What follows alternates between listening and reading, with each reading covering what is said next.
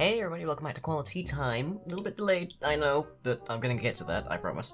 So, first thing that is fun and interesting is that I have been working on a bunch of new video assets for videos and live streams. You know, in a lot of people's videos when they have little custom tailored, like, notifiers go along the bottom or something. Basically, I'm working on that.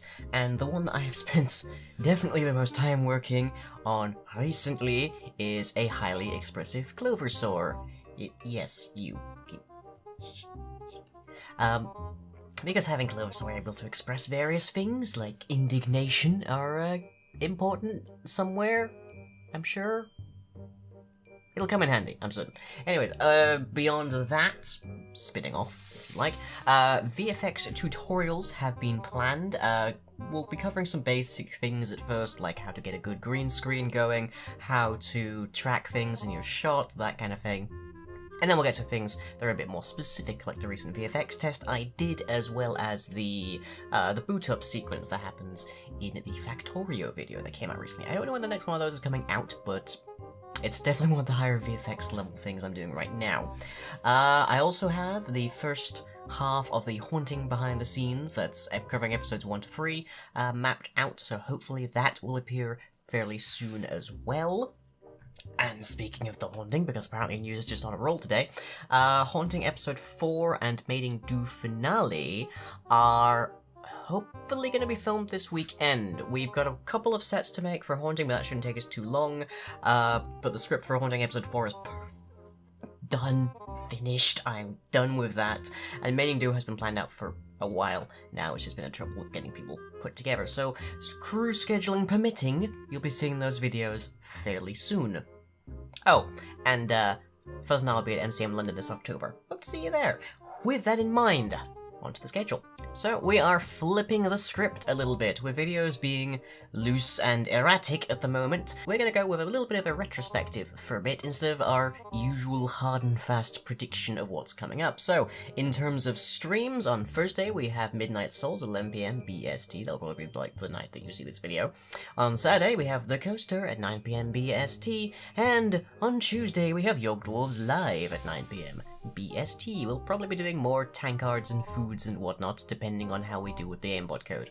Things that you might have missed this past week or so. We have an episode of Edgington, where Lying decided that filming after midnight would be a smart idea somehow, but despite it all, Edgington actually manages to attract 2 new settlers in the first half of day 60.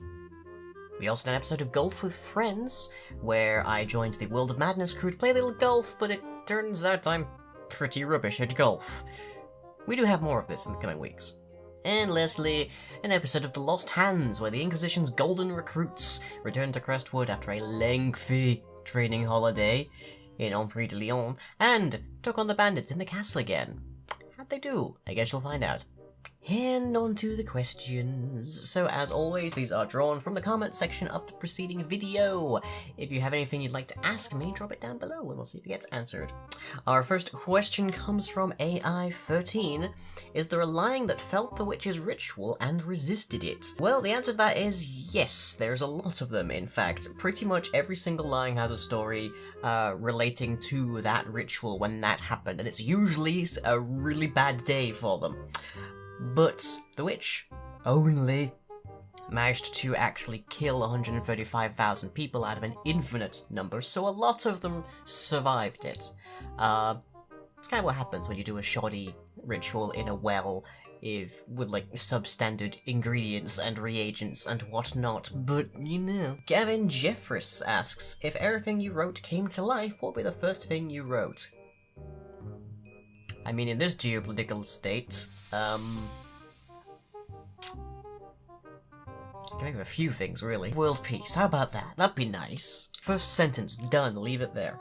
Chronicler Wolfram asks, what is your approach to making an intro for a series? The main thing that you need with an intro is brevity. My original intro sequence for Never Expedition, which by the way was terrible, was very long, and you don't want an intro to overstay its welcome. You want it to give a sense of the atmosphere, of the intent, of the style of a series, that kind of thing, and then you want it gone, because now you want to actually get to the action.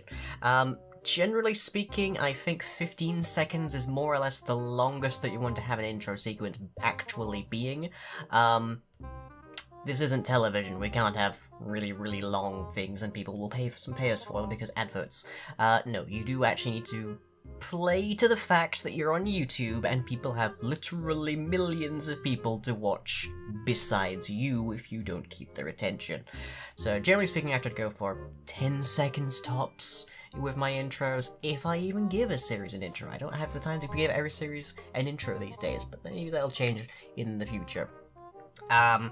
But you want to communicate the thematic, you want to communicate some degree of what's going on in the series, and you want it to be quick and snappy.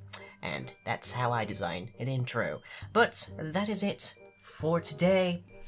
Hope you've all enjoyed, and I'll catch you all next time. Bye bye.